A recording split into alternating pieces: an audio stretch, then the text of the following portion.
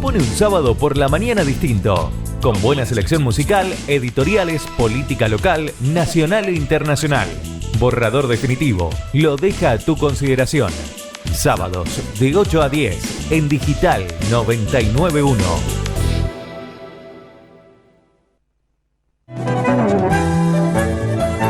Muy buenos días, bienvenidos a un programa más de Borrador Definitivo. Esta vez sí se cumplió al fin.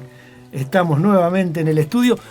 Nos encanta por dos cuestiones. Primero, porque volvemos al ámbito natural de la radio. Segundo, porque los que venían con problemas ya están mucho mejor.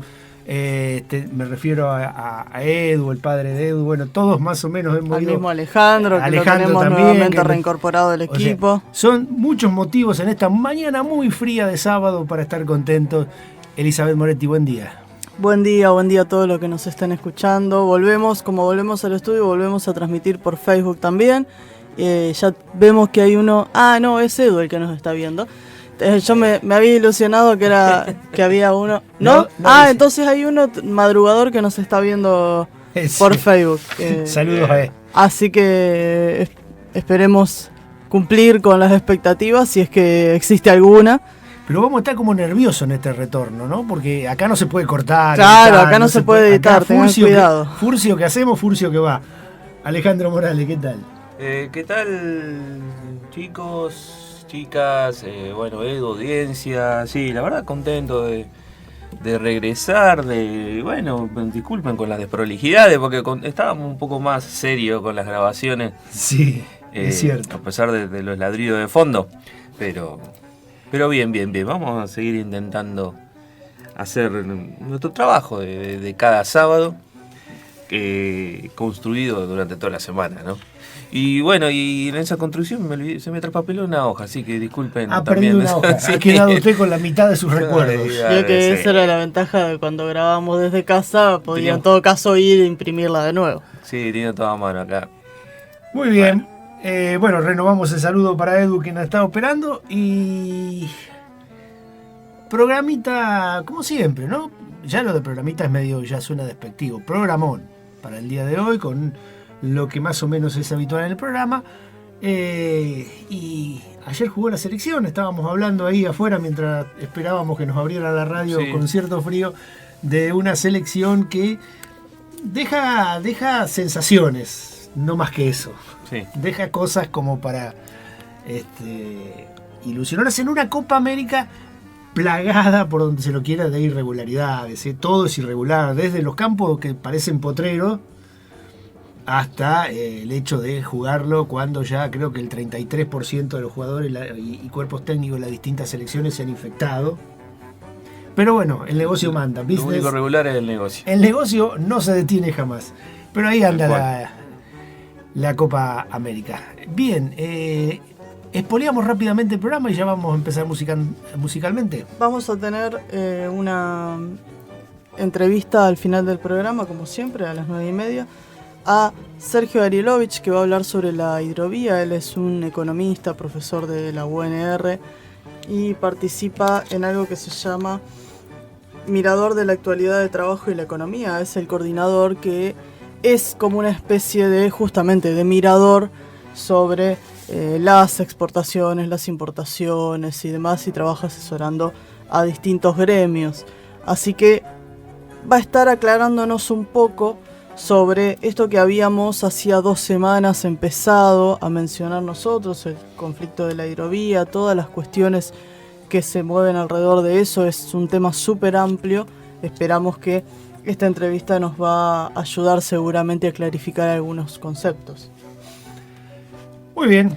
Y después tendremos lo normal, hablaremos de la política nacional, más en extenso, hablaremos de algunas cuestiones locales y, como siempre, muy buena música. Buena música internacional. Internacional, que hoy pasará, bueno, en la amplia gama de conflictos que se dan a nivel internacional. Veremos qué es lo que tiene deparado Alejandro para el día de hoy. Y si no hay oposición, vamos a empezar la mañana musical. Vamos. Y con esta costumbre que hemos tomado en el último tiempo de abrir la mañana, sobre todo a esta hora, invierno, imaginamos a muchos metidos debajo de la sábana, un tango nunca viene mal.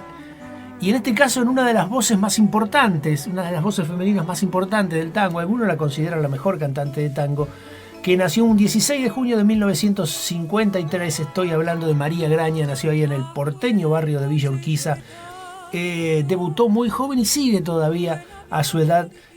Bueno, no es tan grande tampoco, va a cumplir 69 años cumplió hace unos días atrás, así que la vamos a escuchar. Alguien que también incursionara a María Graña en el bolero, pero el tango es donde más se la conoce. Vamos a escucharla en un tango que se llama Por la Vuelta.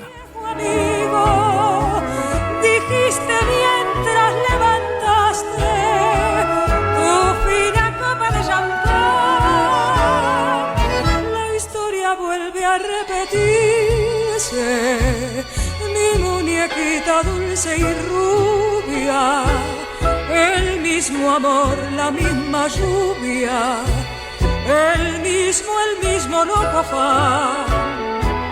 ¿Te acuerdas? Hace justo un año nos separamos sin un llanto, ninguna escena, ningún daño, simplemente fue un adiós inteligente de los dos.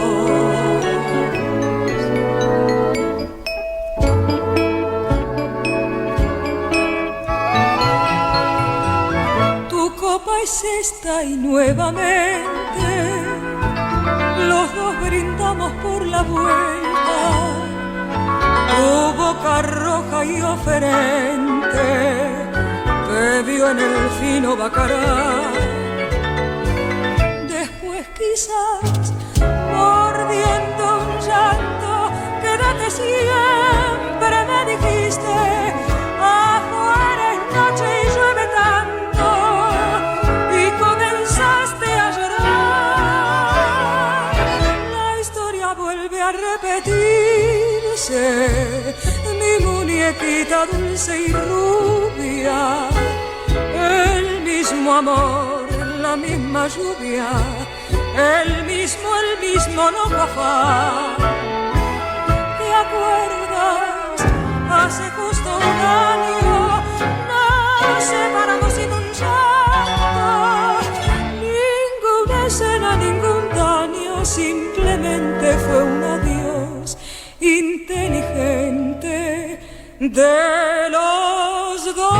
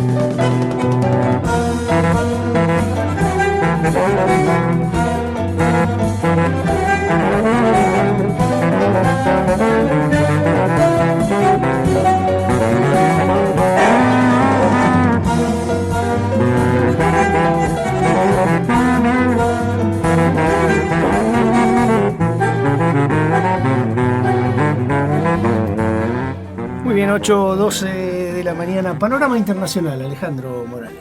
Bueno, esta semana en el panorama internacional tenemos que volver, más que queríamos, a tratar una problemática central de la política mundial. Estamos hablando de Palestina. Nuevamente, durante estos días se produjeron bombardeos hacia Gaza, contra Gaza, por parte de el nuevo gobierno israelí de Naftali Bennett. Dos bombardeos durante la semana que nuevamente trajeron el terror sobre una población acostumbrada a vivir bajo el terror. Pero queremos marcar que los bombardeos fueron tal vez el episodio más brutal de una cadena de sucesos que podemos decir desde el asesinato de un joven de 15 años al norte de Cisjordania, en la ciudad de Nablus, Ahmad Samsa, cuando protestaba por el desalojo de territorio y por el avance de colonos sionistas, el asesinato también de una médica de 29 años en el norte de Jerusalén, May Afanet, por parte de las tropas también sionistas. En ambos casos recibieron tiros en la cabeza de fusil. El caso de la médica es porque equivocó un camino que ellos tienen, que normalmente están obligados a transitar los palestinos, y como se equivocó un camino y pasó cerca de una construcción militar, fue asesinada, y tampoco dejaron llegar a tiempo a las ambulancias. A eso tenemos que sumar la violencia hacia una mujer, porque cuando se realizaba una marcha sionista, esta mujer sacó una bandera palestina y fue apaleada por este grupo, secundado por las tropas de Israel.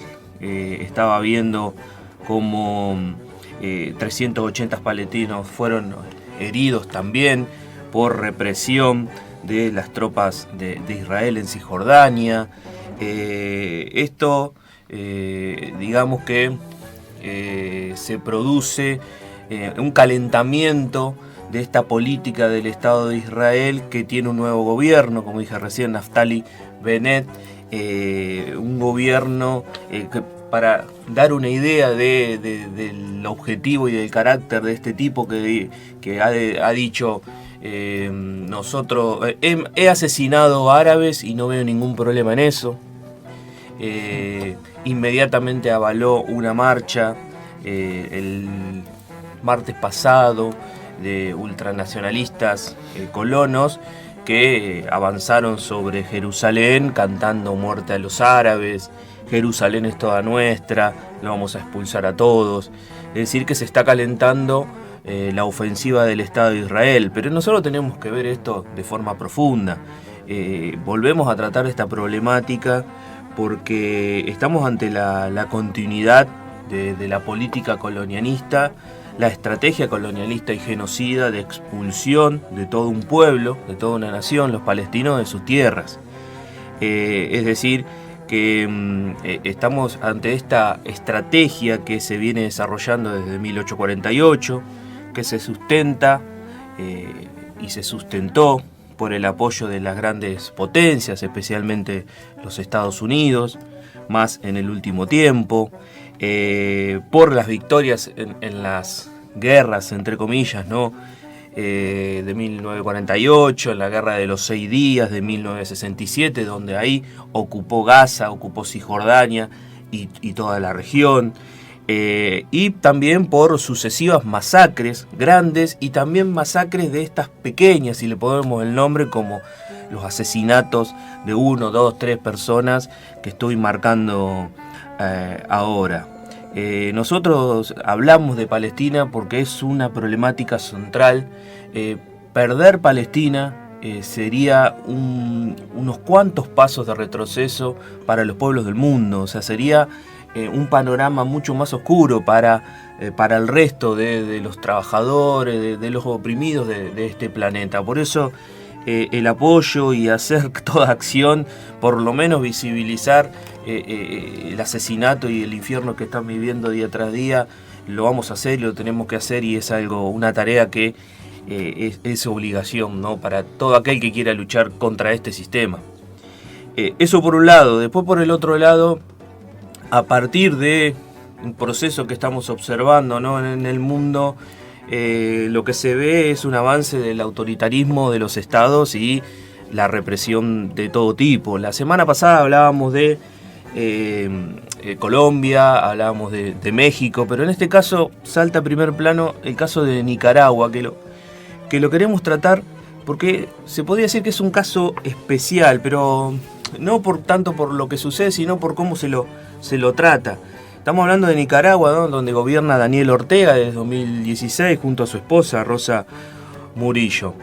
Nicaragua, que es un país, que es un gobierno que está utilizando, si se quiere, todo el relato y toda la construcción a partir de la revolución de 979, de la victoria del sandinismo. Pero ¿qué tenemos que marcar? Que Nicaragua, con el gobierno supuestamente revolucionario, este gobierno progresista, aliado al bolivarianismo de Ortega, continuó bajo la subordinación de Estados Unidos a través de distintos tratados de libre comercio. Es uno de los países más desiguales y pobres de Centroamérica y de América, con una pobreza alrededor del 40% y una altísima informalidad, que exporta casi exclusivamente a Estados Unidos materias primas, café, el oro, y a otros países de la región, con una alta deuda externa, donde no le ha mejorado la vida a las personas, a la clase obrera, a los campesinos del país. Y esto se fue acumulando con un régimen de pacto. También pactó con las transnacionales y las clases dominantes terratenientes y comerciales de este país, también con una fuerte alianza con la Iglesia Católica, porque recordemos que en Nicaragua hay una de las legislaciones más retrógradas del mundo contra el aborto. Incluso se criminaliza el aborto terapéutico. Es decir, estamos ante un gobierno que viene siendo en el discurso revolucionario, pero en la práctica y en sus leyes y en su asentamiento, en su modelo económico, profundamente reaccionario. Esto debemos marcarlos. Desde el 2008, con este proceso de levantamiento y de rebeliones que se vienen dando, la situación cambió a partir del estallido de protestas de jóvenes, de estudiantes, cuando el gobierno quiso levantar los aportes sociales, la jubilación, unas reformas muy parecidas a la de Colombia, reformas fiscales en favor de las clases altas, por supuesto. Esto generó movilizaciones enormes con alrededor de 400 muertos por la brutal represión del Estado, del gobierno. Bueno, ¿qué queremos marcar? A partir de ahí, el país, que venía de una década de un 5% de crecimiento, pasó a tener sucesivas recesiones, aumentando, ¿no?, la miseria o las problemáticas que viven las familias obreras, campesinas y la juventud, pero también aumentando la represión del Estado a la oposición burguesa, también a la oposición que surge al interior, encarcelando disidentes o interior, también candidatos de la oposición, insisto, de representantes de los partidos de la clase alta, una oposición totalmente disgregada, pero lo que marcamos es que esta represión también viene contra el pueblo. ¿Qué quería marcar? Y voy cerrando. Que desde los sectores bolivarianos, progresistas del continente, se viene diciendo de que esto es un proceso que se da por la intervención de Estados Unidos y que se está desarrollando un golpe blando que quiere sacar a un gobierno molesto. A ver, vuelvo a repetir, este gobierno es el que le aseguró los negocios con el FMI, con el Banco Mundial, con los Estados Unidos, con los tratados de libre comercio. Tal vez no es el mejor gobierno para los Estados Unidos, pero que cumple como un buen alumno a los dictámenes de los poderes mundiales, lo viene haciendo. Lo que no significa de que haya que hacerse el boludo con la represión extrema que se viene desarrollando, especialmente hacia el pueblo. Y es lo que marca el avance del autoritarismo de los estados a nivel mundial. Esto es lo que tenemos que ver, ya sea con la bandera de los gobiernos más derechistas o los gobiernos que se disfrazan de progresistas, que tienen su relato alrededor del progresismo y cierta parafernalia revolucionaria. Por supuesto que ahora aprovecha la situación, la OEA lo acusa de Estado autoritario también, pero la OEA por supuesto no dice nada con Colombia, no dice nada con Chile, pero nosotros tenemos que analizar de forma profunda esto. No porque sea criticado por Estados Unidos, atacado por Estados Unidos, porque sea atacado por la OEA, no transforma en un gobierno aliado de los pueblos a este gobierno reaccionario de Ortega. En fin, esto queríamos hacer rápidamente en este repaso panorama internacional perdón si me quedó algo afuera. Sí, indudablemente Es va a quedar afuera porque hay otros procesos a nivel mundial que tienen también mucha importancia, pero con respecto a los que vos marcaste, a los que vos centralizaste, es interesante ver una cuestión. Bueno, estamos a días de que se conmemore un nuevo aniversario del triunfo de la Revolución Sandinista. Elecciones presidenciales este año En Nicaragua. En Nicaragua, sí.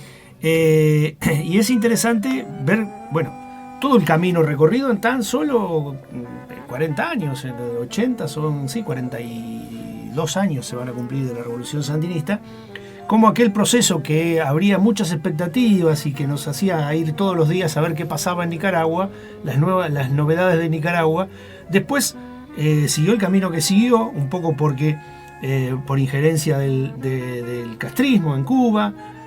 Recuerden aquello de no convertir Nicaragua en otra Cuba, para terminar con Ortega, hijo directo de esa revolución, convertido en lo que es hoy, que tuvo el apoyo, vamos a decirlo, también del kirchnerismo hace pocos días, recibiendo emisarios desde la Argentina. Sí, y votando obteniéndose en la condena hacia Nicaragua.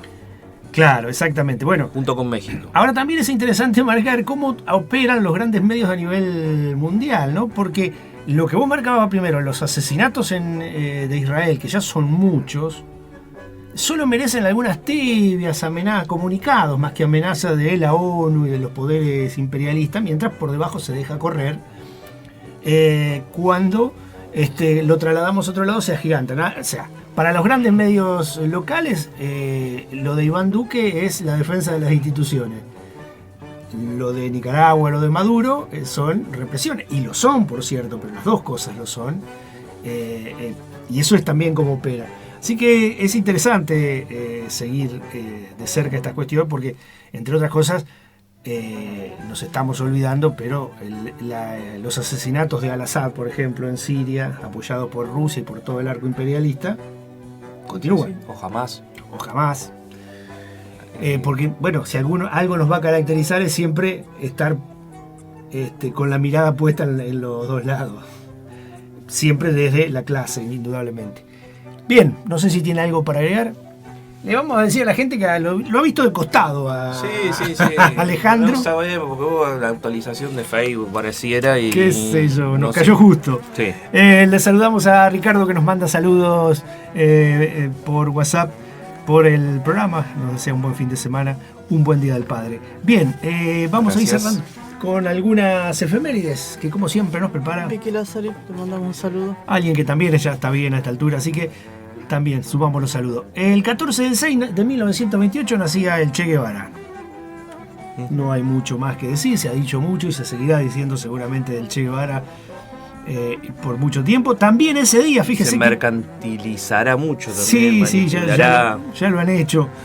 El mismo día, pero del año 1986, fallecía Jorge Luis Borges, probablemente el más importante escritor argentino.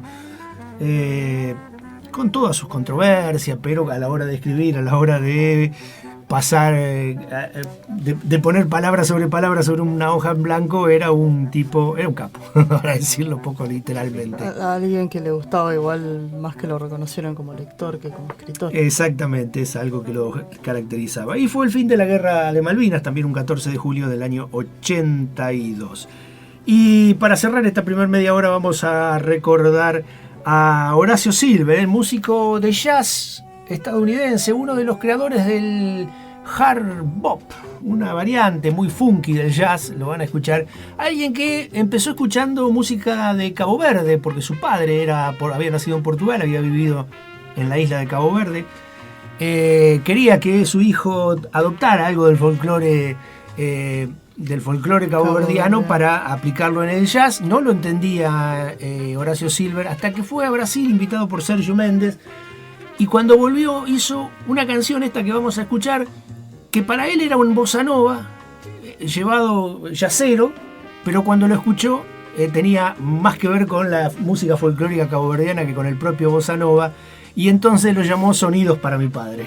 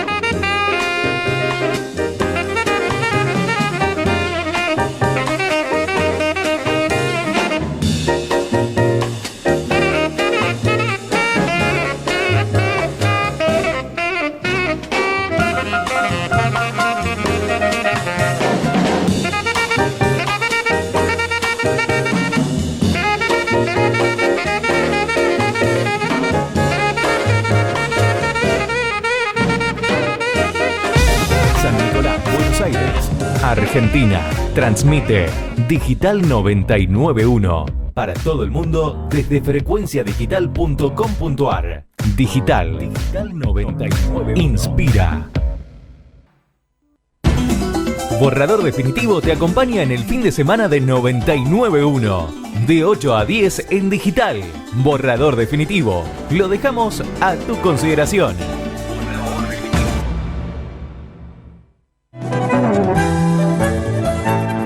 Muy bien, 8:38 de la mañana. ¿Sabe que en 1878, el 15 de junio del 78, pero de 1800, se intentó hacer la primera película? La primera película, digamos... Largometraje. Sí, bueno, el primer intento de fotografiar movimiento. Se hizo con 12 cámaras que tomaban una foto cada una y con eso después integrado se daba la idea de continuidad. Y después la pasaban así. La pasaban, claro, ¿La puerta de la fábrica? ¿La puerta de la fábrica? No, es anterior. No, fueron fotografías. Eso ya era una cámara que iba moviendo. Esto es 1878, fíjense. Eran los primeros intentos de llegar al cine, no estaban inventando. Claro, era el momento en el que tomar una foto, por otro lado, requería bastante tiempo. Sí. No es que se podía hacer tic, tic, tic, tic, tic. Exactamente, robaban el alma, dice Eduardo Post. Eduardo.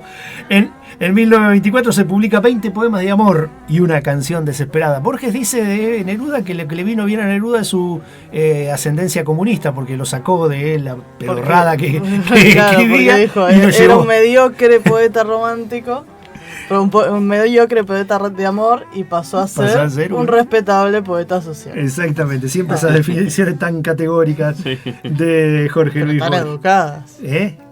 Muy Muy educado, educado, digamos. pero ¿no? lapidario. Roque Dalton era peor, decía, todos empezamos con Neruda y después fuimos a la buena literatura. Bueno, no sé. ¿Cómo seguimos? El panorama local.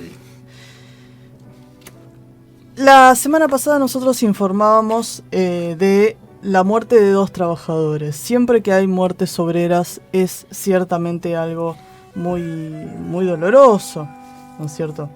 El trabajador de AFA, Víctor Chavarría, que fue aplastado por una cinta transportadora mientras estaba haciendo una tarea de mantenimiento. Era un subcontratista de la empresa Gonsap.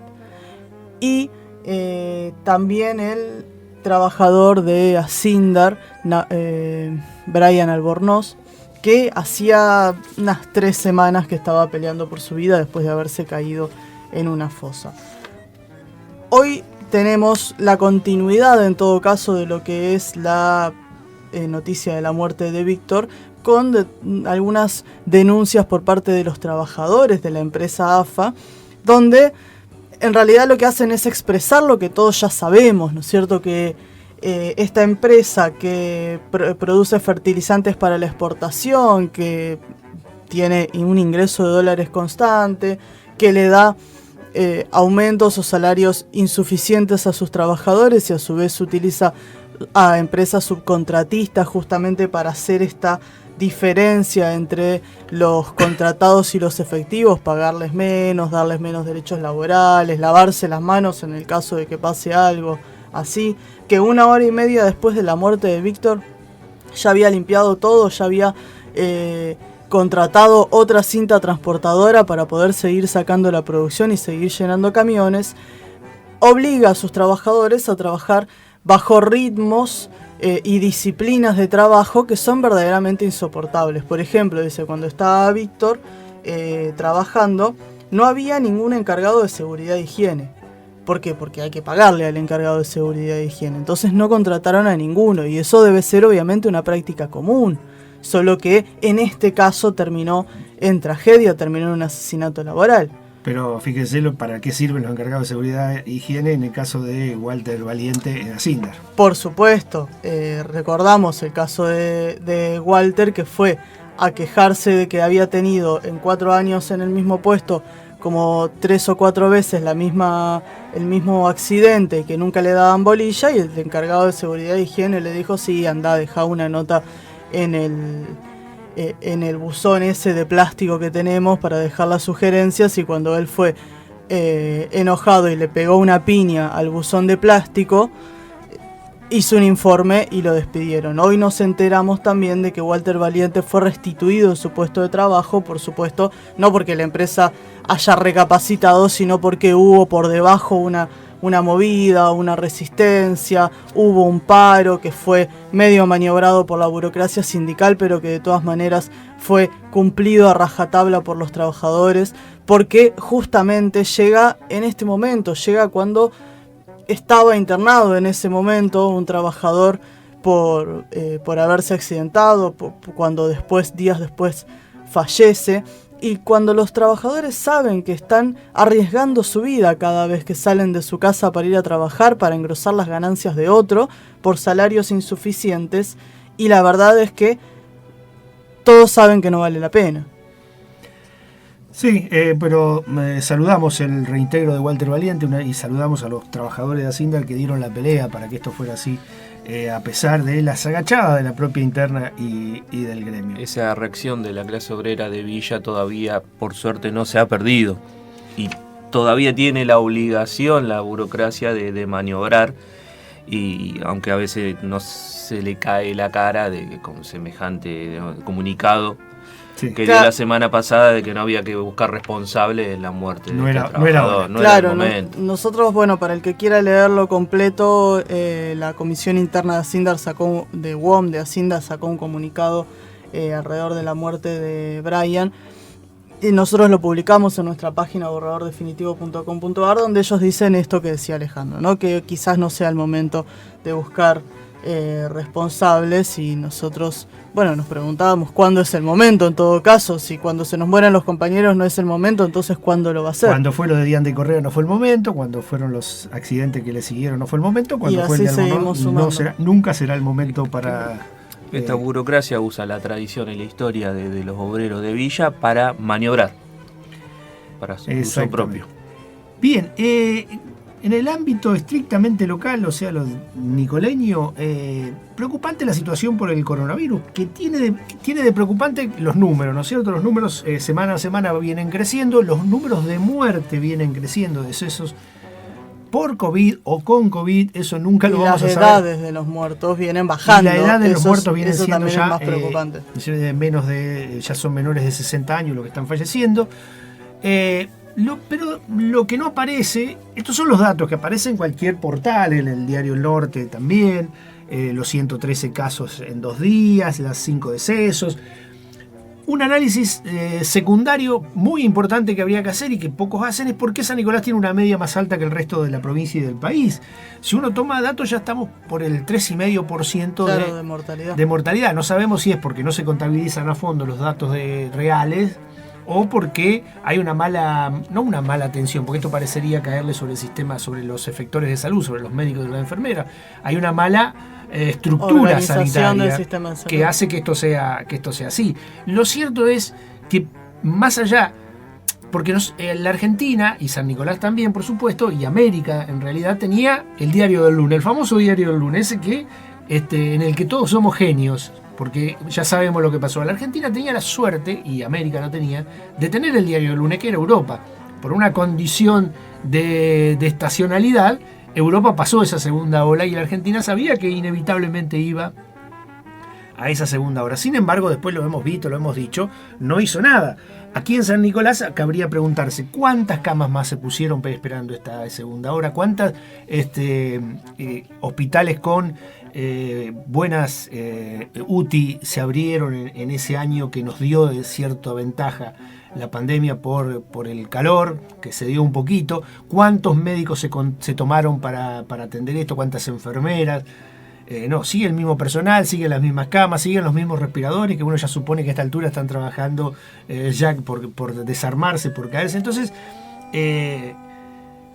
no es todo la pandemia el resultado que estamos sacando, es la desidia de un gobierno nacional que no hizo absolutamente nada y que incluso bajó el presupuesto de salud, y en el local un ejecutivo que no solamente se dio el lujo de no hacer nada, sino que fue tirando abajo, como el SIC de Gareto, que podría haber funcionado perfectamente para esto, y se dedicó a hacer plazas, a remodelar lo que ya estaba remodelado y demás. Yo, digamos, es cierto, detrás de los números estamos hablando de personas. Nos tocó transitar la semana pasada, bueno, el dolor de la pérdida de Juan Zuluaga, un personaje muy cercano que vos cuando decís, ¿por qué a veces luchás contra el sistema, las injusticias, o tenés la ilusión de construir otro mundo? Qué utópico. Y cuando uno por ahí te dicen eso, pensás, no, porque conozco muchas personas que valen la pena, y Juan era una de esas personas. Y en el caso de él, y te enterás de otros casos, y uno se pone a pensar, ¿qué nos dicen los medios? ¿Qué nos dice el discurso dominante? El coronavirus es una enfermedad nueva, muy potente, y genera esto, y exclusivamente es el coronavirus. Y yo me pregunto, ¿qué incidencia tienen en estas muertes las condiciones de vida? Porque Juan era un obrero que se mataba trabajando. Hay muchísimos obreros y obreras que viven así, las condiciones de vida que tenemos, ¿no?, en los lugares de trabajo, en nuestras casas, por la carestía y todo lo que tenemos que atravesar. ¿Y cuánta incidencia tiene el sistema de salud, como estaban diciendo ustedes? No solo en el vaciamiento, sino en la lógica. Lo que nos toca charlar, de que muchos nos dicen, a mí me pasa de que me da miedo más ir, por ejemplo, a atenderme que me lleven a la terapia intensiva de la UOM, vamos a decir con nombre y apellido, de la UOM, que es algo histórico, pero ahora que se agrava mucho más. Entonces me parece que es necesario discutir más que nada que la clase obrera, teniendo una clínica acá, decir, a ver, queremos saber qué pasa con la clínica de la UOM y con todo el sistema de salud, y queremos que funcione de calidad.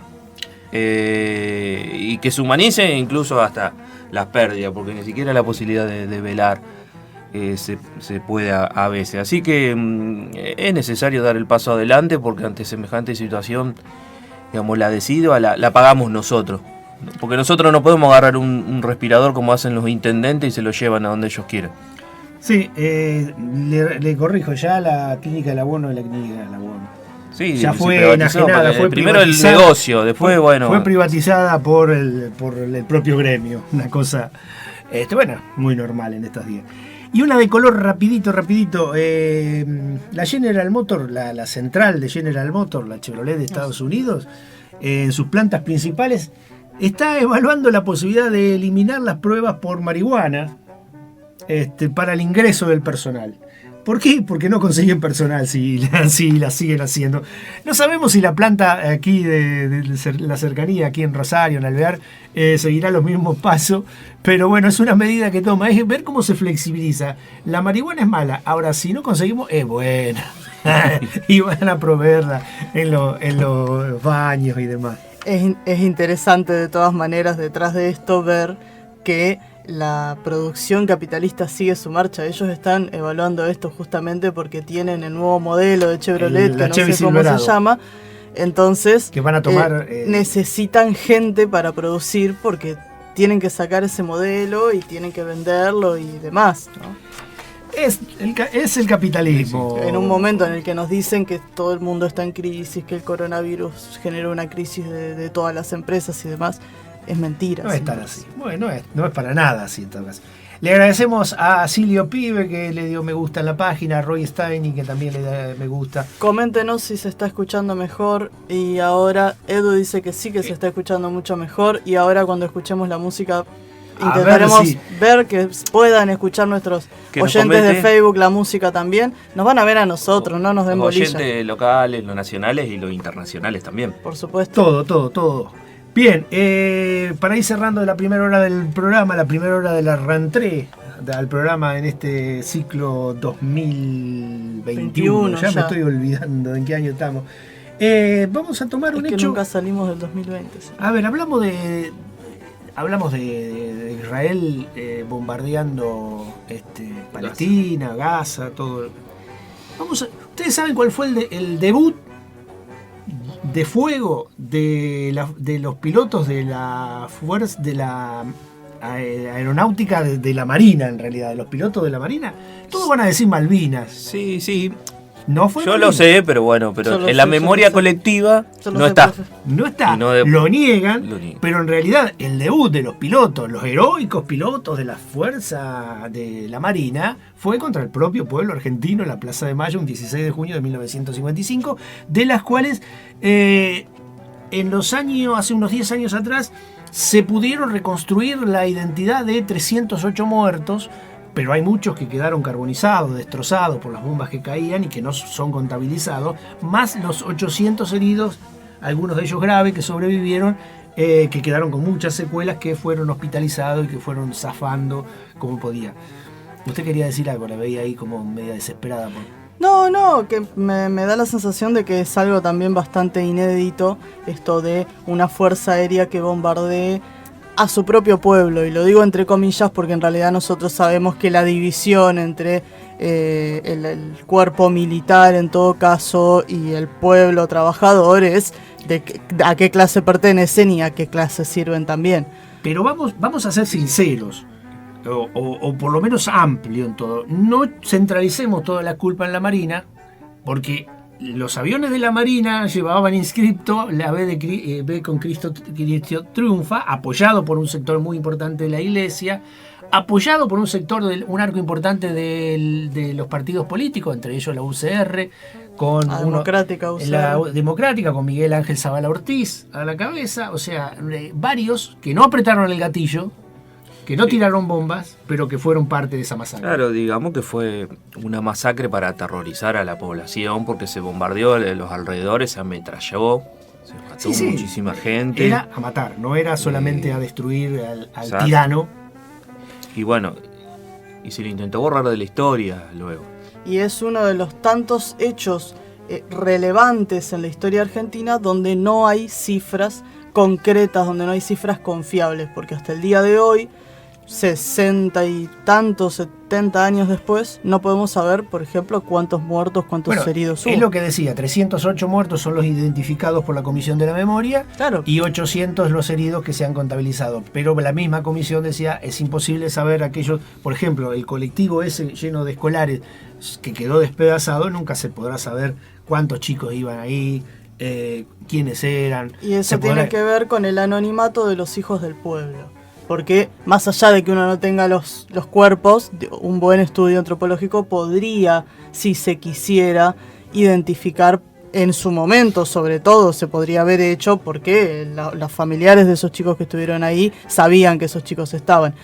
Pero hay una intencionalidad de desaparecer la identidad de determinadas personas que pertenecen al populacho, que pertenecen a los negros cabeza, que es histórica en la Argentina. Digo, todavía no sabemos cuántos muertos hubo en la inundación de La Plata de hace 8 o 10 años. Otra historia es la política de Perón. Obviamente el golpe, la masacre estaba dirigida a él o a sacarlo del poder. Perón obviamente respondió a los designios de su clase, no iba a movilizar a la clase obrera para enfrentar el golpe, y aceptó el golpe que se dio 2 meses después, en septiembre. Después sí, y también el uso político en la actualidad, ¿no? De ponerse del lado de las víctimas, los políticos de hoy, ¿no? La casta política de hoy, peronista especialmente, adjudicándose ello para usos maliciosos de la actualidad, porque la historia es, como toda la ciencia, es un campo político también. Muy bien. ¿Qué podríamos haber traído para cerrar musicalmente esto? Lo bombardeé en Buenos Aires. Charly García.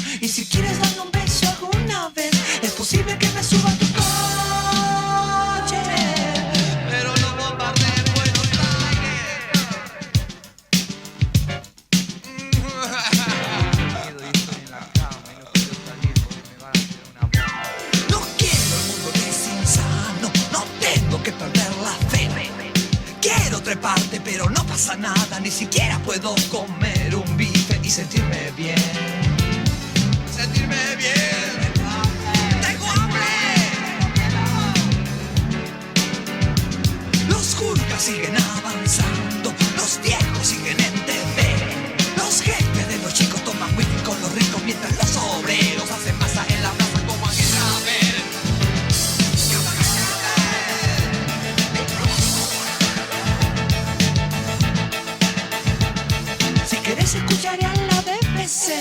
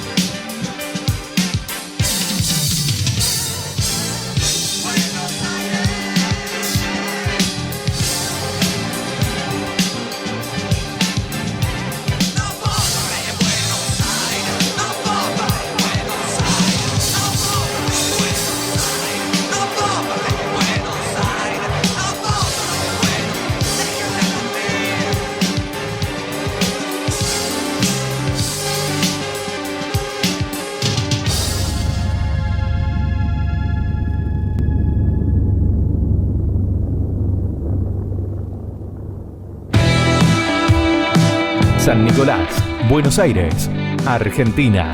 Transmite Digital 991 para todo el mundo desde frecuenciadigital.com.ar. Digital inspira. Digital. En Borrador Definitivo expresamos nuestra opinión.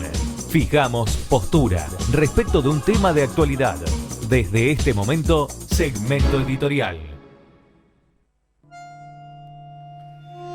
Bien, la editorial de hoy, estamos todos contentos, nos están saliendo algunas cosas, qué grande. No, yo quise empezar. Esto le quita seriedad a la editorial, quise empezar muy serio, muy formal, vi la cara de ustedes rebosante y no pude. ¿Qué iba a hacer? Después algún día lo explicaremos. Sí. Algunas cuestiones de cómo funciona cómo funciona a grandes rasgos la economía capitalista, cómo funciona eso que nosotros llamamos régimen, y cómo se arma todo una gran mentira para que nosotros, en realidad, para que el común de la gente no vea cómo es este funcionamiento. ¿Por qué digo esto? A ver, en primer lugar, hay un dicho popular, casi naturalizado, como dice el Papa, la propiedad privada es un derecho natural, secundario, pero natural, que dice que si le va bien al campo nos va bien a todos. A ver, analicemos, pensemos con nuestra cabecita.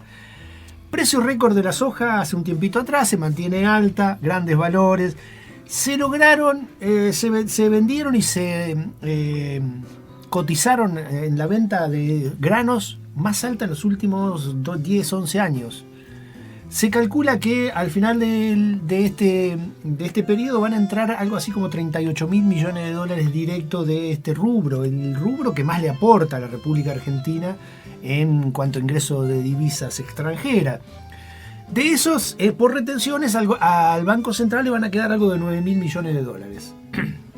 O sea, lo cual viene a dar un cierto alivio, y más teniendo en cuenta campaña electoral mediante, un cierto alivio a los gobiernos que viene en un arreglo con el Fondo Monetario y con el Club de París. Entonces, ahora de esos 9.000 millones justamente 9.000 millones que van a entrar por la soja principalmente y por derivados de la soja, el aceite, la harina, el agrodiesel, el biodiesel. Superando la campaña anterior en 10.000 millones, que creo que la mejor fue en el año 2012. O sea, un boom, un récord. Buenos precios internacionales y demás. Ahora, uno dice, bueno, 9.000 millones de dólares. Se podrá, en medio de la pandemia, se podrá dar un IFE, se podrá atender las necesidades, se podrá adecuar los centros educativos para que pueda haber presencialidad realmente en buenas condiciones, se podrán contratar, tomar más personal médico, ya no contratado sino efectivo, para atender esta emergencia que no va a terminar este año seguramente. Y en realidad todo eso va a ser para pagar la deuda externa, que es lo único que realmente el gobierno se compromete a pagar. Hay 2.400 millones que vencen a fines de mayo, que venció a fines de mayo, pero que se le ha dado todo junio para pagar, más otros 3.600 que vencerán en diciembre, y con el Club de París también hay una renegociación de alrededor de unos 2.000 millones, con lo cual se fueron los 9.000 millones. Si le va bien al campo, le va bien al Fondo Monetario, le va bien al Club de París, le va bien a las agroexportadoras y paremos de contar. Por el otro lado, conocimos en estas últimas horas la revocatoria, la cautelar que impedía el tratamiento de la rezonificación, qué largo que es todo el enunciado, pero que en definitiva lo que permite o lo que estaría permitiendo es que en Chubut se empiece a agujerear la megaminería, entre con todo. Obviamente aquí hay que hacer la salvedad de decir, bueno, vamos a ver una contestación de las asambleas oponiéndose a esto y va a haber una pelea. Pero aquí es donde el régimen funciona aceitadamente, porque si el Parlamento estuvo medio timorato pensando en las elecciones, viene la otra de las patas. ¿Se acuerdan cuando íbamos el versito somos adoptamos la forma republicana basada en los 3 poderes independientes. Bueno, los 3 poderes independientes son en realidad, tienen derecho de pernada sobre el pueblo. Claro, independientes del pueblo son. Exactamente, tienen derecho de pernada sobre el pueblo, por lo tanto, si uno decae, viene el otro y te sigue dando. Lo dije poco ortodoxo, ¿no? En este caso, así funciona el régimen. Tan es así que en Mendoza se recuerdan, diciembre del 19, la pelea en Mendoza contra la derogación de la 7722, la ley que impide el uso de agua para procesos contaminantes. La minería lo es, por supuesto, la minería esta que se iba a practicar en Mendoza sobre todo. Bueno, ahora se empezaron causas a muchos de los dirigentes de aquellas movilizaciones, porque algo así, ¿cómo era exactamente? Privación ilegítima de la libertad, porque la gente que se movilizó fue llevada. No, y aparte porque estaban movilizados alrededor del Congreso, no dejaban salir entonces no dejaban de salir a los legisladores. Pero bueno... y por instigadores. Y ahí es que, bueno, dicen, no somos ovejitas que necesitamos instigadores, sabemos por qué nos queremos movilizar. Y ahí entonces otra vez la justicia ingresa para castigar a los dirigentes, a los cabecillas de esa movilización, para que en la cabeza de esto aprendan todo cómo les va a ir. Nuevamente, a ver, el Parlamento tratando de aplicar una ley que pedía el gobierno provincial y el nacional, recuerdan, Alberto Fernández 4 días después de asumir, diciendo estamos presentando una ley en Mendoza para hacer fácil el ingreso de las minerías en Mendoza, también lo vamos a hacer en Chubut. Está grabado, no es un invento nuestro, no es que seamos antikirchneristas, anti no sé qué. La verdad, es lo que dijeron. Bueno, ahora viene la justicia y opera sobre los dirigentes de aquella protesta. Y otra que se viene, y la tenemos ahí en carpeta, es la lucha que ya venía de algunos tiempos en Fiambalá, sobre todo en una región de Catamarca, porque si bien está parado un poco por la pandemia y lo demás, el negocio capitalista del futuro en todo caso será el auto eléctrico. Y el litio es fundamental, no solamente para el auto eléctrico, sino para las baterías de nuestros celulares, un montón de otras cosas, pero la explosión en todo caso del auto eléctrico va a producir obviamente la necesidad de avanzar en esta cuestión del litio. Y el litio está fundamentalmente, por lo menos hasta donde se conoce, en esa zona, en el norte de la República Argentina, el norte de Chile y el sur de Bolivia. En ese sector es donde por ahora se sabe que están las mayores reservas de litio, y obviamente ya las empresas multinacionales, sobre todo de origen canadiense, que parecen ser las preferidas en esta zona, están avanzando sobre eso sin ningún estudio de impacto ambiental, contra todo lo que lo que pretende la gente del lugar, que ya viene con una economía basada en sembradíos ecológicos, en turismo y demás. Bueno, eso lo va a destruir absolutamente todo. Entonces, los negocios capitalistas, el régimen que coadyuga y ayuda para que esto sea así, siempre encuentra esta situación. Contra eso están las respuestas que vienen dando el pueblo, por lo menos parcialmente, sectorizadas, sin todavía ser una especie de pelea a nivel nacional que enfrente de conjunto todos estos frentes, pero viene dando. Siguiendo la misma línea, en el campo educativo, la grieta famosa que se menciona tampoco existe. Partamos de lo último. Desde el miércoles 16 de junio pasado, Kicillof, en consonancia con Larreta y en otros distritos de la provincia y también en el interior del país, regresaron las clases presenciales en estos lugares. Es decir, que los chicos nuevamente son convocados, los docentes, a regresar a las escuelas. Cuando llega el frío, cuando la pandemia no cede, o por lo menos no cede a un grado cualitativo, con un sistema de salud colapsado y en condiciones de vida precarias por la inflación, por ejemplo, por la desocupación, la subocupación y un largo etcétera. ¿Había condiciones para el regreso a los edificios escolares? Bueno, adivinaron. Ni el Ministerio de Educación, ni la Gobernación, ni los municipios pusieron en condiciones a estos edificios. Habría que preguntarse si hay condiciones en los edificios escolares para dar clases, aún si no hubiera pandemia, ¿no? Tal cual. Vamos a dar un ejemplo en Moreno, ¿no? Un distrito muy importante del Gran Buenos Aires. Moreno es donde fallecieron estos dos compañeros. Sí. Rubén y Sandra. Rubén y Sandra. Exacto. Para citarlo, ¿no? Sobre un total de 83 escuelas privadas, 38, un 46% presentaban problemas con el gas. Ya sea con pérdidas, fugas, falta de prueba de hermeticidad, suministro cortado y el restablecimiento de la obra. Eso pasa en todos los municipios, San Nicolás incluidos. O sea, no hubo inversión en este tiempo, no hubo inversión en más de un año que llevamos de pandemia. Tampoco hubo provisionamiento de recursos para lo que decía Liz, cuando estemos en las escuelas, desarrollar el trabajo pedagógico. No hubo otorgamiento de recursos lo necesario para organizar la virtualidad, es decir, que se está actuando por improvisación. Esto lo marca la realidad. Y ante esta realidad, muchos padres decidieron no enviar a sus hijos a la escuela. Otro dato, en Capital Federal se habla de un 18% de asistencia de los chicos a las clases. Y esa presencia las imágenes son atroces, son increíbles.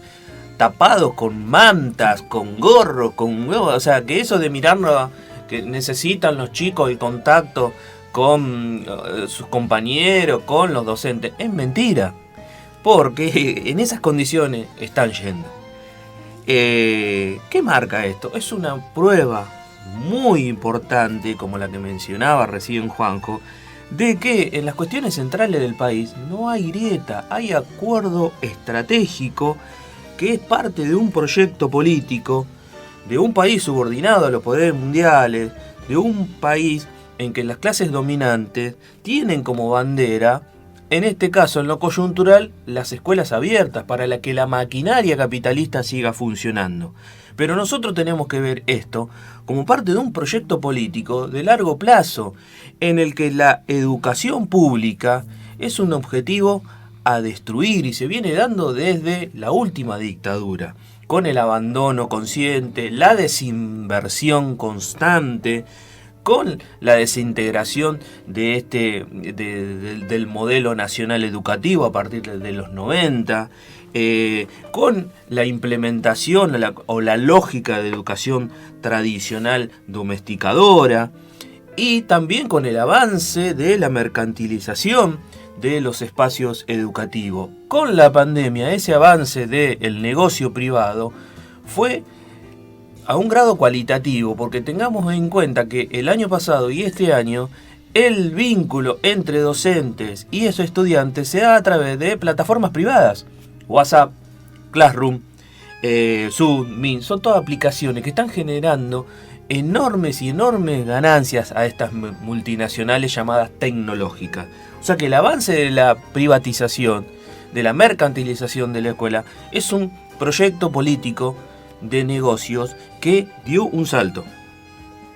Toda esta situación de pandemia o la pandemia en este contexto de largo plazo o en este proceso de largo plazo llevó a un colapso a la educación pública. También tenemos que hablar de un colapso de la educación pública y de un sistema que ya ha venido de una crisis terminal. Entonces, ¿qué tenemos que marcar dejando de lado ese circo de la grieta de que hay un acuerdo total en la destrucción consciente de la educación pública? La burocracia sindical de Baradel, fundamental. ¿A quién le echa las culpas? A Macri y a Vidal. Habla de una inversión importantísima del gobierno provincial y del gobierno nacional. Le lava la cara. Sabemos que la propia realidad nos demuestra que no es así. no hay sindicatos en docentes o los mayoritarios en nuestro país, porque se han transformado en ministros sin cartera de este gobierno. Todavía el resto del colectivo docente, sindicatos opositores, no hemos podido lograr un núcleo que pueda resistir esto y generar una alternativa. Estamos a tiempo todavía, pero lo que debe quedar claro que en educación no hay grieta, hay acuerdo en la destrucción de la educación pública. Sí, lo venimos marcando nosotros desde siempre, ¿no es cierto? Hay políticas que son políticas de Estado. A pesar de que vivamos en un país donde parece que no hay planificación a mediano y mucho menos largo plazo y demás, hay algunos puntos que sí existen. El extractivismo es uno, quizás el único centralmente, y el progresivo vaciamiento de lo que tiene que ver con aquellas prestaciones estatales que sirven para los sectores que menos tienen, para los sectores más desprotegidos, para los sectores que utilizan lo público, como la escuela pública, como la salud pública, también lo es. La progresiva destrucción de estos espacios es una política de Estado, por lo menos desde la década del 70 en adelante, con la dictadura militar, el menemismo después y demás, ¿no es cierto? Entonces esto es independiente de quien gobierne. Y no es que sea independiente porque esto se imponga desde afuera, como a veces se dice, bueno, es algo a lo cual los que están en el gobierno no pueden resistir. No, es independiente porque están todos de acuerdo. Porque cualquiera que acceda a manejar el Estado argentino sabe que tiene que hacer eso y quiere hacer eso conscientemente. Quiere profundizar el extractivismo, quiere profundizar el vaciamiento de la educación, de la salud pública. El último ejemplo que nosotros traíamos hoy, para que veamos que en este circo electoral que se abre, donde todos pretenden ser diferentes al otro, pero en realidad están todos de acuerdo, es justamente un circo. Es el caso de la salud pública. Salud pública que este año, por ejemplo, tiene un presupuesto que después tuvo que tener una reasignación cuando se dieron cuenta de que se les saltaban los cables por todos lados, pero que inicialmente el presupuesto era de más o menos 416.000 millones de pesos para el año 2021, que eran solo un 24% más en términos monetarios fijos que el 2020. Que lo que había sido ejecutado en 2020, que son alrededor de 335. ¿Qué pasa? 24% más cuando el propio presupuesto de Guzmán decía que iba a haber un 29% de inflación. 29% de inflación en el año que ya lo tenemos más o menos a esta altura del año. Pensemos que ni siquiera hemos terminado la primera mitad del año, con lo cual la inflación va a llegar al 45, 50% seguramente, eso dicen la mayor parte de los analistas. Pero que no solo en el sector público está así, sino que en el sector privado, a las clínicas privadas que tuvieron que salir a pedirle ayuda para internar a sus pacientes con COVID a los hospitales estatales porque no tenían suficientes camas ni nada para atenderlos, se les ha permitido aumentos escandalosos. Hay Velocopit, que es una empresa que hace relevamientos de precios, registró que desde el 2012 hasta la fecha las prepagas, los valores de las clínicas privadas y demás tuvieron un aumento del 1054% y los medicamentos del 3000%. Esto hace que atenderse básicamente sea prácticamente imposible. La otra pata es la de las prestaciones de las obras sociales, que están manejadas por los gremios, por las burocracias sindicales, donde los descuentos obviamente se hacen en tiempo y forma a los trabajadores, sin que los trabajadores puedan elegir eso. El dinero que les debe siempre desde el Estado se maneja a modo de dame te doy, ¿no es cierto? Bueno, si hay un conflicto sindical, se dice, el Estado le dice, bueno, yo te debo tanto dinero de obras sociales, te pago esto, vos desactivame ese conflicto sindical, y siempre funciona. Pero en realidad los trabajadores, que son los que tienen que ir a atenderse a las clínicas como la UOM, por ejemplo, cada vez tienen que reintegrar más cantidad, cada vez tienen que pagar el bono, pagar la consulta médica, el análisis, etcétera, con lo cual nadie se explica para qué demonios ese trabajador está a su vez dando todos los meses de su sueldo, porque recibe una atención que es a todas luces insuficiente y de mala calidad. En este contexto, en un acto de Cristina con Kicillof, tipo campaña electoral y demás, dicen, bueno, tenemos que salir a ver esta integración del sistema de salud, tanto privado como estatal. Es un chiste, ¿no es cierto? Nos están queriendo hacer reír cuando en realidad tendríamos que estar llorando. En paralelo, los trabajadores de la salud, los profesionales, médicos, enfermeros, trabajadores de limpieza, centros de salud, etcétera, hicieron una protesta en Buenos Aires el día de ayer por la tarde. Intentaron cortar el puente Pueyrredón. ¿Por qué intentaron cortar el puente Pueyrredón? Lo decía una enfermera entrevistada, que decía, bueno, es la única forma que nos den pelota. Ellos están reclamando, primero, el basta de precarización, porque hay, obviamente, trabajadores que son, por ejemplo, monotributistas, que el Estado ni siquiera se encarga de contratar, que tienen que facturarle al Estado y que son monotributistas durante años y trabajan de esa forma. Después, trabajadores eventuales, una constante violencia, tanto una violencia laboral de parte de los gerentes de las clínicas o de los directores de los hospitales, como una violencia de género en un gremio que está mayormente feminizado, sobre todo en los sectores de los enfermeros, de las enfermeras. Hay obviamente sueldos que son insuficientes, teniendo en cuenta que son profesionales que han estudiado algunos hasta 10 o 12 años en una facultad. Denunciaban, por ejemplo, estudiantes de enfermería que los están contratando para vacunar a las personas, que a ellos no los vacunan y que a su vez les están debiendo entre 5 y 6 meses de salario que no se los pagan. Bueno, fueron gaseados, empujados, golpeados por la Prefectura Nacional. Entonces veamos que son trabajadores mayormente de la ciudad de Buenos Aires, pero que el gobierno nacional manda a su fuerza represiva para asistir esto, con la excusa de que están en una ruta supuestamente federal. Y eso es lo que se hace a la primera línea, esa misma a la que se aplaude, que es la primera línea de lucha contra la pandemia, contra el COVID, que es el gremio que más incidencia de infecciones y de muertes por COVID tiene. Bueno, los cagaron a palo. ¿Solamente por qué? Por pretender trabajar con mejores condiciones laborales. Entonces, en esto, como decía Alejandro, no hay grieta y es una política de Estado. Muy bien, la editorial antigrieta en todo caso pasó la mañana. Vamos a cerrar porque ya nos queda muy poquito tiempo. Le agradecemos a Daniel desde el sur de Chile que nos manda saludos. ¿Viste? Internacional. Sí, señor. A Elda, que está contenta de volver a escucharnos en directo, y a Teddy, que nos puso me gusta ahí en la página. No sé si usted alguna vez la había programado cuando usted programaba música.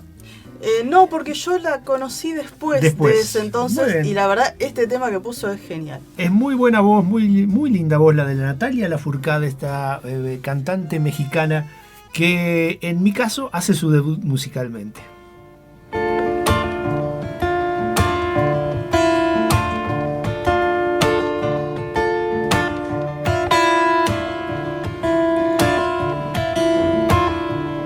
Voy a crear un canto para poder existir, para mover la tierra a los hombres y sobrevivir, para curar mi corazón a la mente, dejarla fluir, para el espíritu elevar y dejarlo llegar al fin. Yo no nací sin causa, yo no nací sin fe. Mi corazón pega fuerte para gritar a los que no sienten, así perseguir a la felicidad. Voy a crear un canto para el cielo respetar, para mover las raíces de este campo y hacerlo brotar, para mover las aguas y el veneno verde que hay por ahí, para el espíritu elevar y dejarlo vivir en paz. Yo no nací sin causa, yo no nací sin fe.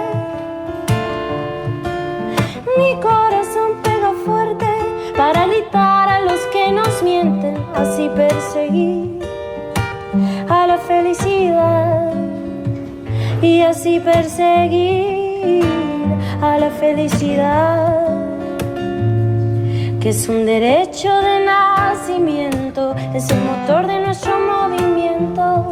Porque reclamo libertad de pensamiento, si no la pido es porque estoy muriendo. Es un derecho de nacimiento, mira los frutos que dejan los sueños, en una sola voz un sentimiento, y que este grito limpie nuestro viento.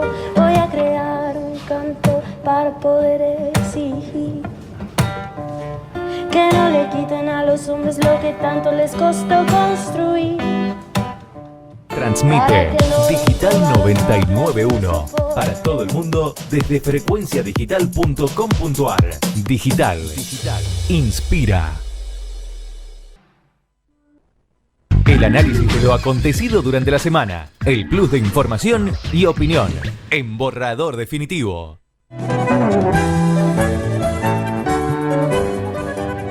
Muy bien, 9:34 de la mañana está jugando. Hoy está dicharachero nuestro operador. Ustedes nos ven a nosotros, pero tendríamos que poner una cámara para que lo vieran a él también. Sí. Se veía el reflejo. Salía el reflejo. Hoy está iluminado. Hoy está iluminado. Hoy le están saliendo todas. Tendrías que jugar en el lugar de Lautaro Martínez, a ver si la metés de 9. Me agarran los morochos de enfrente, no, me matan. Me agarra Jerry Mina, cual Dibu Martínez, yo termino en terapia intensiva un poco más. Bien, hoy es la alegría de volver al lugar, al ámbito natural de la radio. Bien, ¿qué tenemos ahora? Tenemos una entrevista que hizo Luis Cuello, a quien le mandamos un saludo en esta mañana fría de sábado. Él es Sergio Arelovich, es un economista, profesor de la Universidad Nacional de Rosario y es coordinador del Mirador de la Actualidad del Trabajo y la Economía, que es una organización que asiste a algunos gremios, entre ellos, por ejemplo, el gremio de aceiteros, indicándoles cómo va la economía, ¿no? Y tiene mucho trabajo sobre lo que tiene que ver con las importaciones, las exportaciones, todo aquello que pasa por eso que llaman hidrovía, que en realidad es un río. Y la entrevista habla un poco de eso, así que la escuchamos. Desde Borrador Definitivo estamos con Sergio Arelovich, docente de la Universidad Nacional de Rosario y además es coordinador del Mirador de la Actualidad de Trabajo y la Economía, una organización independiente, ¿no, Sergio? Sí, es un ente que hemos creado junto con otros colegas y nos dedicamos fundamentalmente a asesorar a entidades gremiales. Y estamos charlando sobre el tema de el Paraná, hoy llamado hidrovía. Como vos venís trabajando eso, sería importante saber de qué se trata esto, ¿no?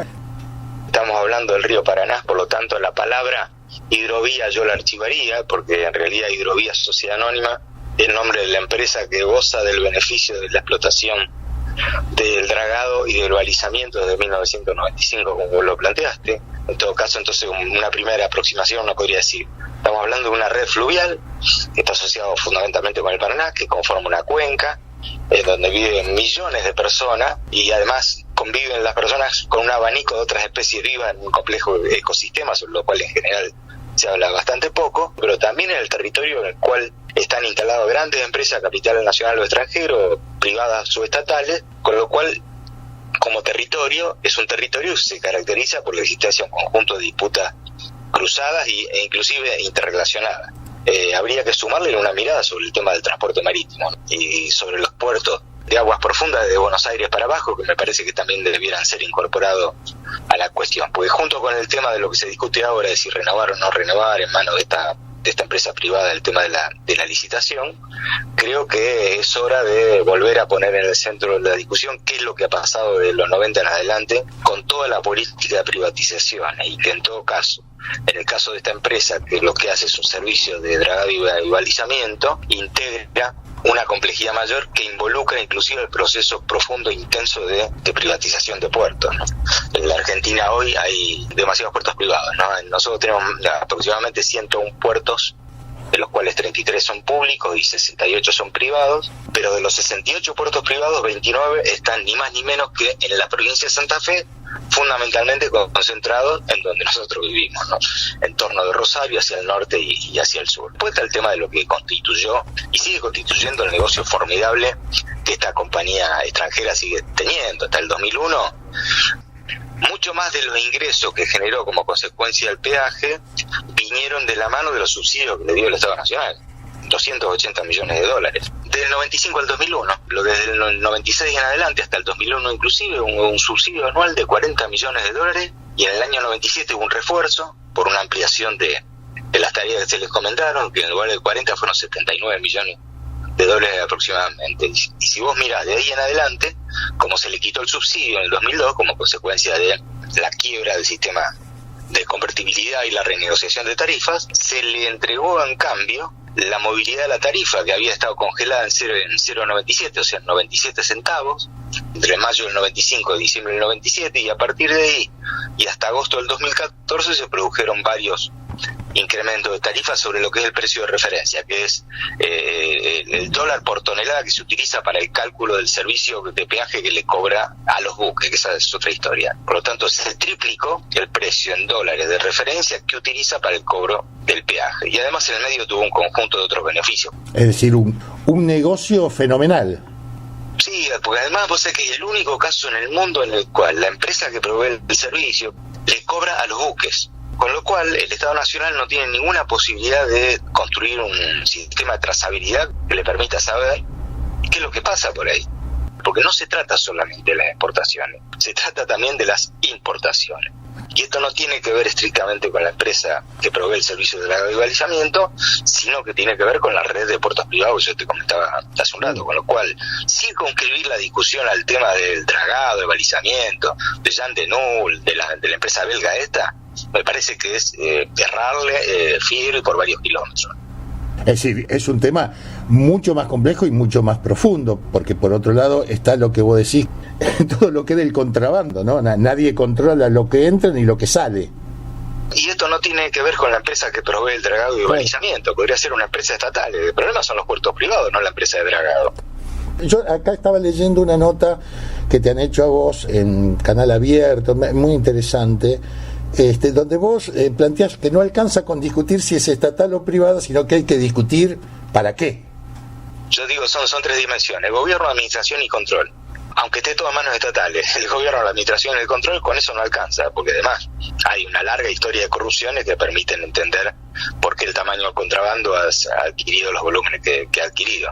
Y tampoco yo le pondría un número, me parece, no irresponsable, pero me parece como arriesgado ponerle un número a en qué consiste el contrabando. Lo que uno sí puede decir es esto: no hay ninguna capacidad por parte del Estado de verificar la trazabilidad, ya no solo desde los puertos hacia el océano o desde el océano hacia los puertos, sino que nos tenemos que trasladar hacia el interior del país, porque todo el ensilado de las exportaciones, sobre el cual la trazabilidad es bastante horrible, forma parte del tema que habría de discutir. No tiene que ver solamente con los puertos, sino que tiene que ver con todo lo que pasa antes o después de los puertos, si se trata de exportaciones o de importaciones respectivamente, ¿no?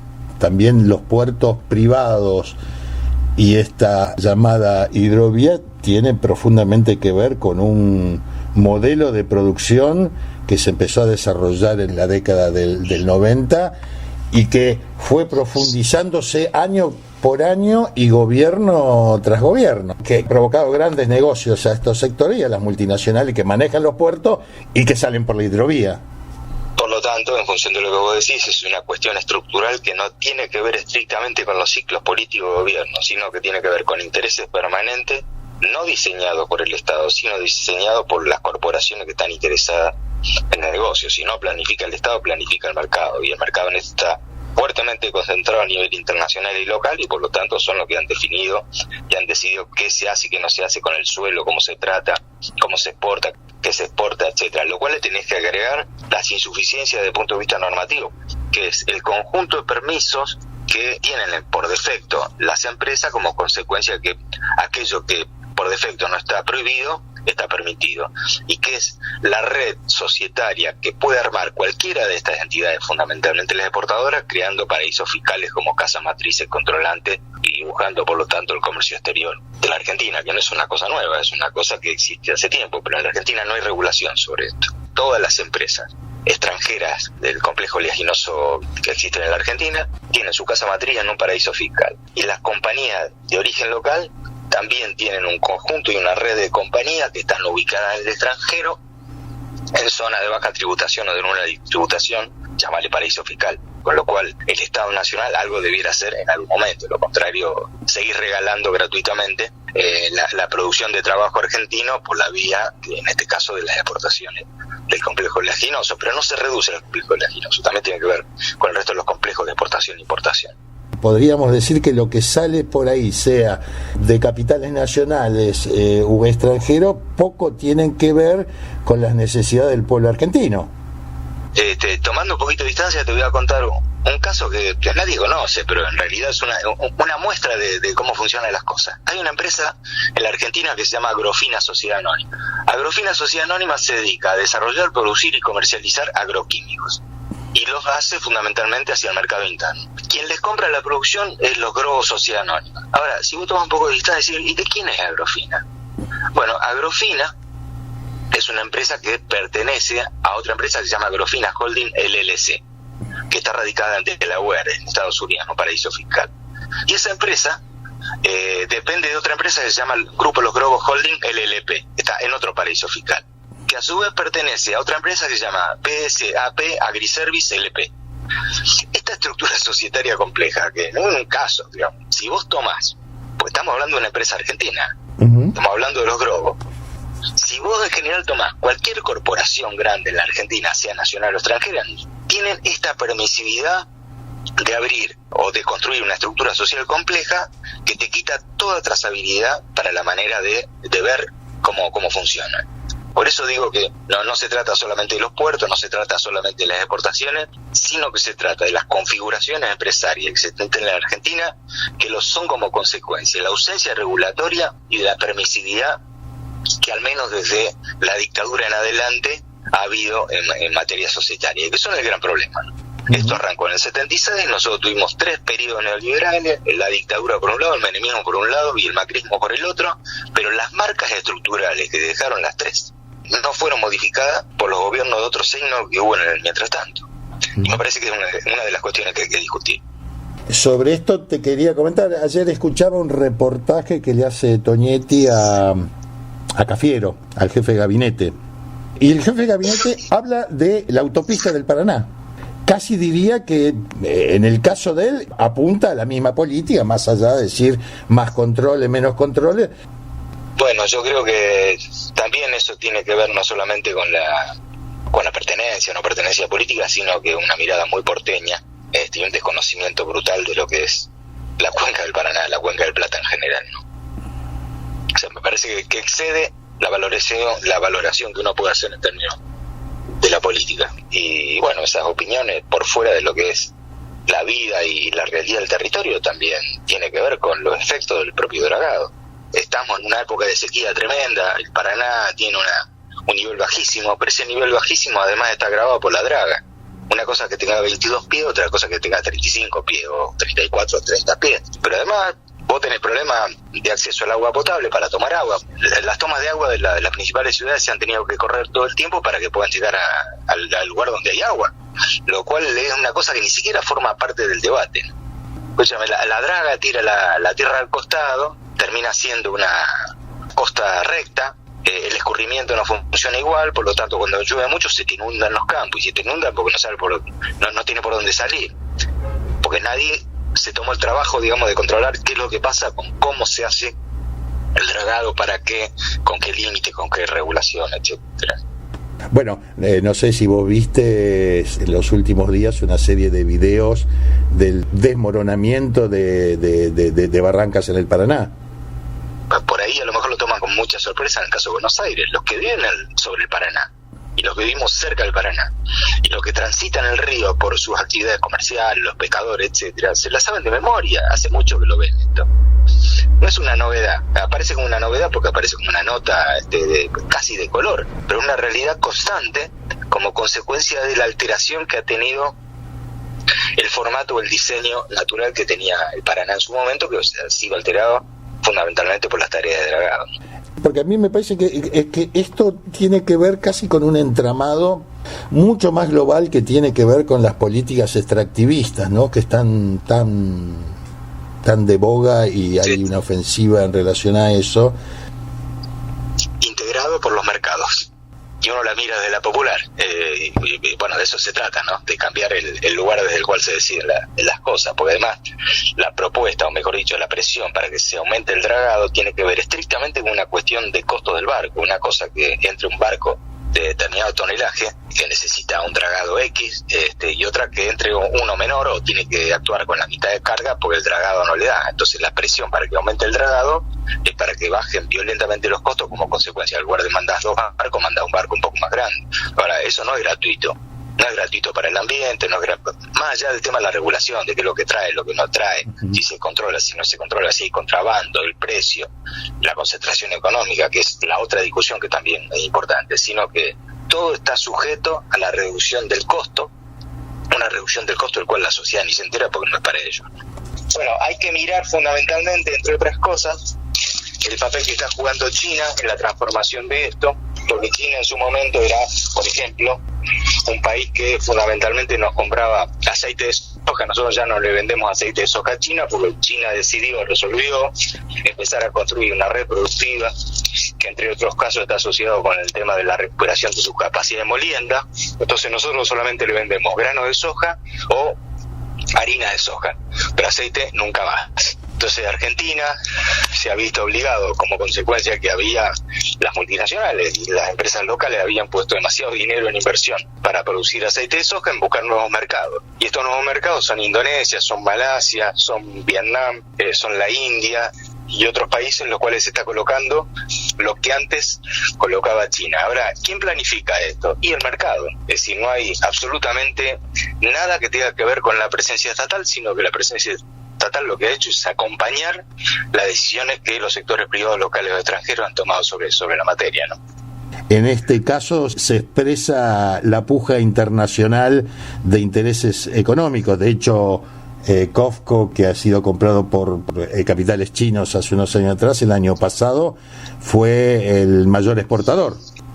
Sí, en realidad COFCO fue creado por el Estado chino. E inclusive te digo más, la corporación que antes tenía sede, la casa matriz en China, ya no está en China, sino que está en un paraíso fiscal. Es una cosa de loco. Sigue siendo controlado fundamentalmente por el Estado chino, pero también hay participaciones de algunos fondos de inversión en el caso de COFCO. Y bueno, COFCO está acá, habiendo comprado a Nidera para proveer al Estado chino de lo que necesita, le hace granos. COFCO no exporta aceite a China.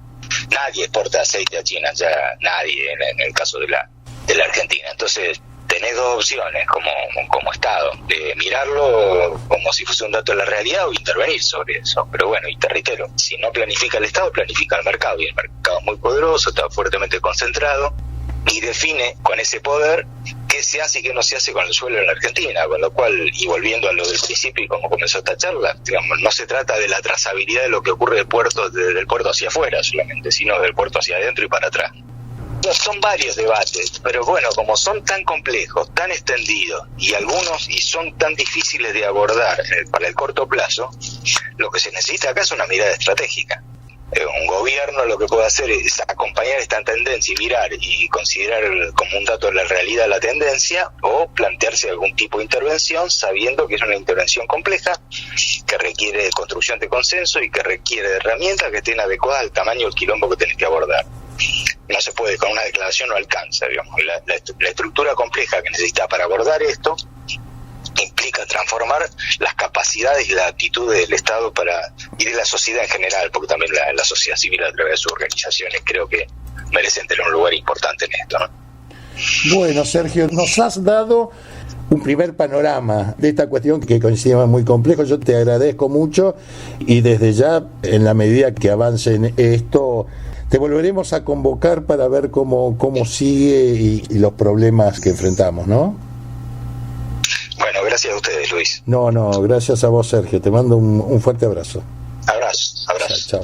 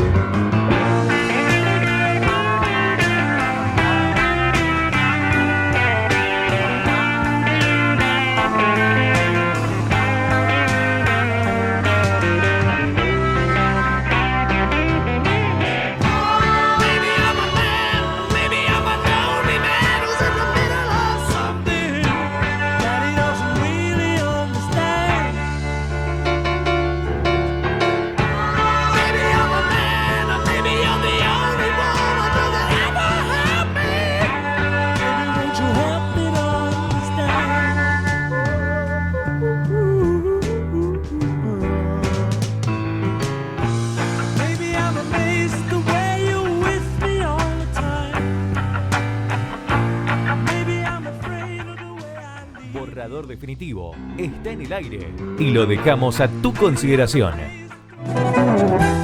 Muy bien, ahí estaba Paul McCartney, que cumplió 79 años. Paul ya está grande. Uno, según la Rolling Stone, el décimo, ubicado en el ranking, el lugar puesto número 11 de los mejores vocalistas de la historia del rock. Bueno, me pregunto si no estaré yo por ahí en algún ranking de la Rolling Stone, porque están todos. Sí. Algunas fechas que se conmemoran por estos días. Por ejemplo, el 16 de junio de 1960 se estrenaba una de las películas más icónicas de la cinematografía mundial, que es Psicosis. ¿Ustedes recuerdan? ¿La han visto? La música viene a la mente enseguida.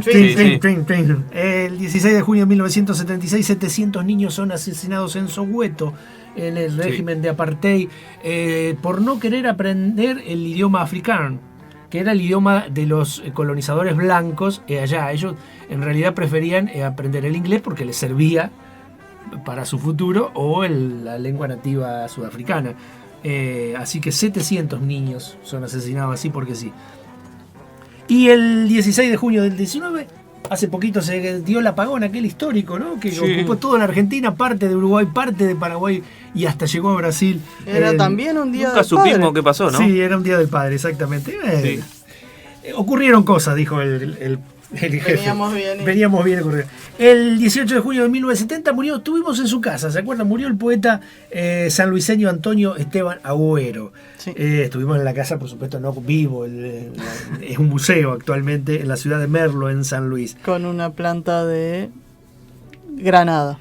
Muy bien, de Granada. Y el 19 de junio de 1764 nacía en Montevideo, Uruguay, José Gervasio Artigas. Así que bueno. Eso me lleva a un tema que yo quiero analizar y consultar a gente, que es de la Tierra. Para mí es lo más central en América. No hoy. No hoy. Y nos vamos, Puede nos vamos. escribirse una nota para Sí. la página. El 15 de junio de 1996 fallecía Ella Fitzgerald, una de las voces más importantes de la música popular del mundo. Conformó el trío, Ella Fitzgerald, Sarah Vaughan, Billie Holiday. Fue como un trío de voces femeninas que se impuso allá por entre los 40, 50, 60. En el 96 se iba esta cantante nacida en Newport un 25 de abril de 1917, fallecida en Beverly Hills, como dije, un 15 de junio de 1996. El tema anterior de Paul McCartney, bueno, se lo dedico a Juliana, ¿no? Pero está durmiendo igual. Lo Yo va a sé que le escuchar. gusta, lo va a escuchar. Lo va a escuchar, tiene reminiscencias maníacas. Le mando saludos, muchos besos y abrazos a Maru, que está levantada, pero especialmente también a Olivia, que como tiene 10 meses todavía no sabemos qué música le gusta. ¿Qué se escuchará Entonces, para la época? Ahora se escucha, bueno, infantiles. Escucha infantiles, le gusta, entonces le vamos a empezar a dedicar estos temas y cuando empiece a tener conciencia ya sabremos qué le gusta. ¿Qué le gusta? Así que abrazos, besos para ambas. muy bien, ¿usted tiene para mandarle besos, abrazos, saludos a alguien? No, No, porque mi batuque no creo que me esté escuchando. no te está escuchando. Bueno, ha sido un gusto volver aquí, ha sido un Sí. gusto que estemos todos bien. Sí. Es mucho, Eso es lo es mucho principal. para esta época. Saludamos a los que no están aquí, pero trabajan para el programa, como Vicky, como Luis, que mandó esa excelente nota, con la cual podemos discutir, José. pero nos da pie para avanzar. Para José, que seguramente no estará escuchando, bueno, qué sé yo, un montón de gente que ayuda y que colabora para que esto Siga forma rodando. parte, para que esto, para esta piedra Faltó que... una efeméride del 11 de junio, es cierto, manda Maru. El 11 de junio del 2012 nacía Juliana Morales. El 11, está bien, bueno, Sí, sí, la semana pasada. incorporamos a la efeméride con Ella Fitzgerald y con Punto de Encuentro, que es quien continuará esta mañana radial de la frecuencia digital. Nos vamos hasta el sábado que viene. Hasta el sábado. Chao, chao. Just to prove you do, come on and cry me a river, cry me a river, 'cause I cry a river over you. You drove me, nearly drove me out of my head. Why you never shed a tear?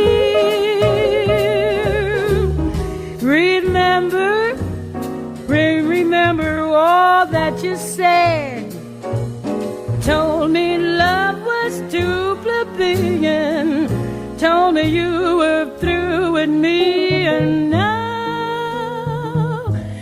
you say you love me. Well, just to prove you do, come on and cry, cry, cry me a river, cry me a river, 'cause I San Nicolás, Buenos Aires, Argentina. Transmite Digital 991 para todo el mundo desde frecuenciadigital.com.ar. Digital inspira.